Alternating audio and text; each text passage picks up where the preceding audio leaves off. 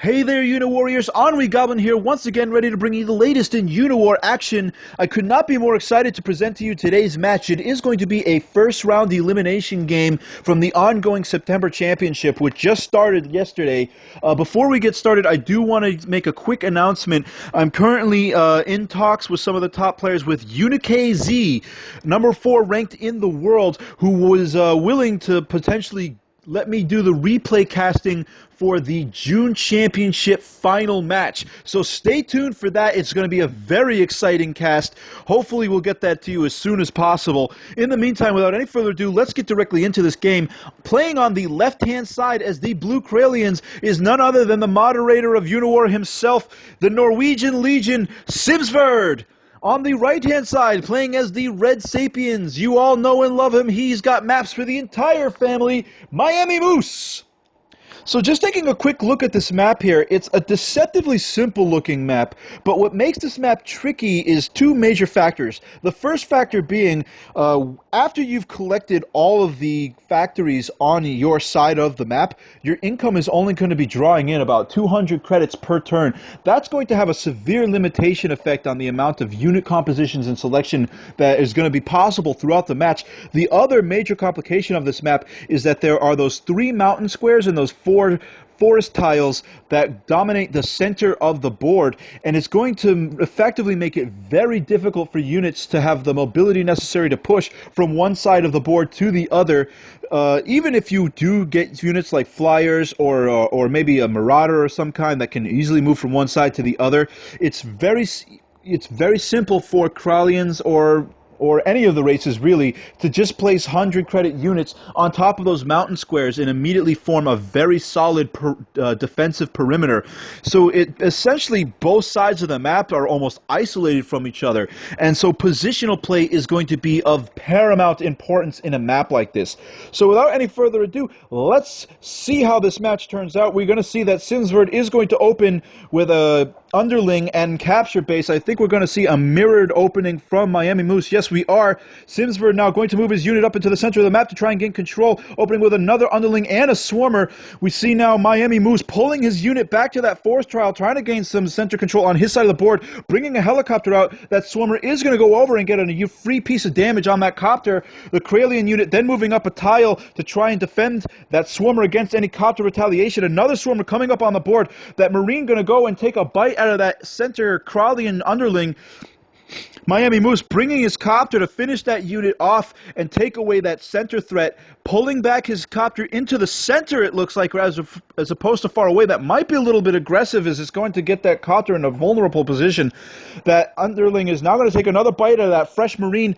Another free shot from the first swarmer, a second free shot, which brings a big 2 chunk, and that helicopter is going to go down to a 6 health, and he's going to have to, miamimoose really going to have to be conservative with this copter. If it goes down, it could be disastrous. That copter will take another free bite out of that underling, finally pulling away to the safety of that forest spot in the right side of the map.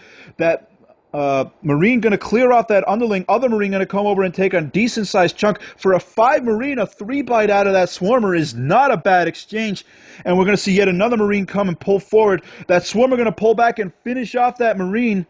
Another swarmer coming in, and now if we just get a chance to look at that credit killed lost, it looks like Simsverd is behind by a 100 credit cost deficit. It looks like he has an opportunity to perhaps bring that up to an even score by the end of this turn, depending if he can get that unit down or not.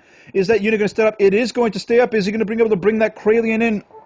It looks like that underling will finally bring that marine, tying up the credit killed count for both players on this map. And bringing out, incredibly, an Infector coming out on the board. Infector could be extremely dangerous against this copter marine combo with that plague effect. If miamimoose having to be very careful not to put himself in a position where that plague can get set off in a good position.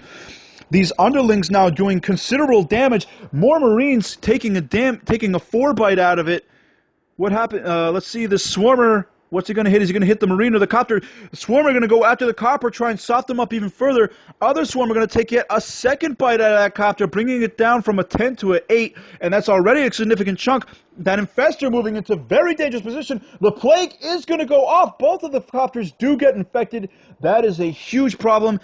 And looking at the credit count has been evened up, but with the plague on those two copters, it's an extremely difficult position for Moose to be in, as the only way that he's going to be able to repair and mitigate this damage is to bring an engineer onto the board. But the problem is that these copters are left a little vulnerable, especially with the plague, and bringing an engineer instead of offensive units for at this point is going to put a very difficult position for miamimoose to defend against.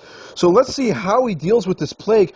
We're going to see the first copter move up and try to use its power against that swarmer before its health goes down too quickly, moving it back to that warehouse position. The other 5 copper now going to try and finish off that swarmer. That swarmer will go down, but the plague is going to whittle these copters down. They are getting only more vulnerable with each passing turn. Moose now bringing up more Marines, trying to re-solidify his position. Simsverd taking advantage of his temporary chaotic position he's put Moose into, bringing that swarmer in, trying to finish up these units. That underling is going to be able to finish that Marine on that mountain tile. And is that other Kralian going to be able to get onto that mountain tile? Let's see, another swarmer coming up onto the board. That Kralian going to get a +3 health with that Infector on that board. That 4 copter going to try and do the last couple of points of damage it can before it goes down too far. Blocking out the base. Very good positional choice by miamimoose to block that base. And if we just take a look at the board here, I like the decision from Moose to bring his copter up onto the board instead of using it to pull back and maybe get a heal. Figuring if I'm going to lose that copter, I might as well use it as most effectively for for harassment on the left side, so that nothing else can advance me on that northern flank. But Simsverd's position going to be very difficult, and already it's starting to snowball. We see that plague effect having so much damage on these copters. These swarmers just going damage point after damage point. Another damage point coming up onto that copter, bringing it down to a 4. That underling will get a heal, and that copter is going to go down to, both copters will go down to a 3 health next turn. That's huge. And if we look at the credit kill count, it looks like Simsverd pulling ahead significantly by a 250 lead. And all material advantages on a map this small are going to be multiplied by at least a factor of 2 or 3. We're going to see heals go down on those copters, trying to keep them alive as long as possible. Moose bringing out another copter and Marine. That swarmer are going to in, and the effect of these swarmers is that they can immediately move in and whittle down these copters before they even get a chance to put off real damage points. That Infector moving up, trying to get a central position so that every unit is getting an opportunity to get a heal off once they've been damaged. These swarmers moving in and just completely hammering against these copters. That other underling moving up into a threatening position on that mountain tile, threatening that base down at the bottom. This helicopter now taking a 4 bite out of that swarmer, but now that it's at a 3 health with the plague on that copter as well, they're all going to go down to 1 and 2 health by the next turn.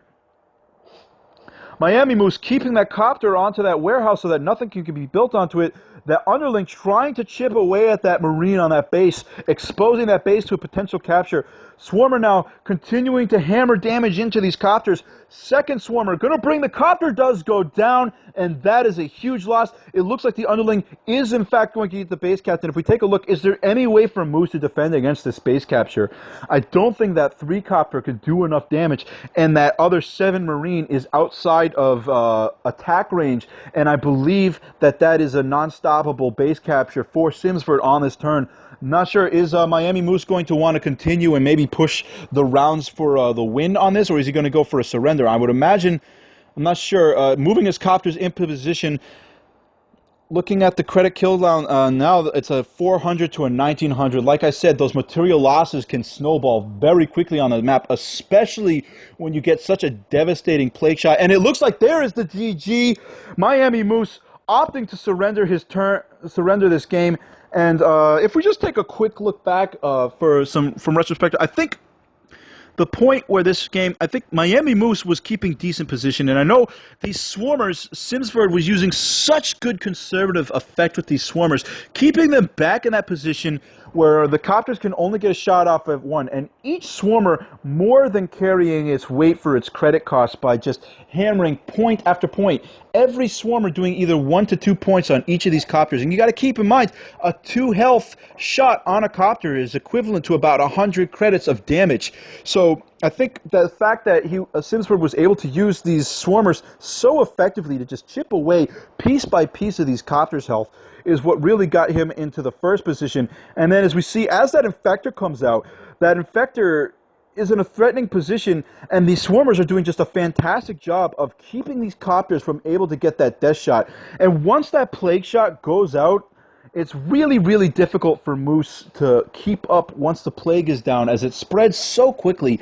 And the only way for him to handle this would have been, I felt like these copters are vulnerable right now, but Simsverd doesn't actually have the necessary units to make any of these copters get destroyed by the next turn. I feel like if perhaps Moose had been able to pull that 8 copter up to that mountain tile and put an engineer on that base this turn on round 7, as opposed to trying to use these copters to maximum effect until they get whittled down by that plague, maybe using that engineer to heal away that plague before it spreads any further, then on turn 8, instead of go for another copter instead of a copter on turn 7, it might have been a better position.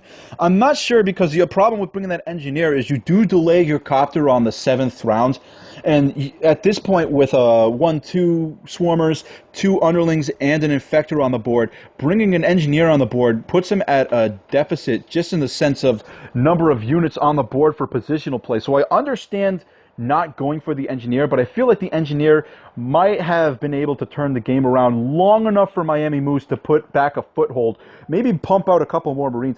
And then if we look at this game, I do like this decision. Now, considering that Moose did not go with the engineer, but instead used those copters as harassment while he tries to detriment Sim's position, especially this 4-copter landing on that base, I really like that decision by Moose. I feel like it made it difficult for Sims to play to his maximum unit selection effectiveness. But at this point, with the plague on these copters getting whittled down each turn, especially with the swarmers, just able to take 1 shot after 1 shot or 2 shots on these copters just made it really too difficult for Moose to get a catch-up at this point.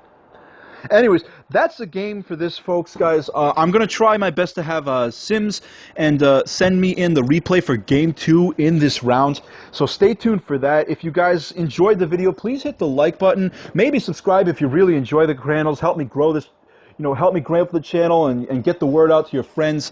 If you do want to select a video, once again, there is a link to all of the guidelines for replay submissions in the description area below. All right, so this is EnnuiGoblin. Have a good night, and I am signing out. See you guys next time.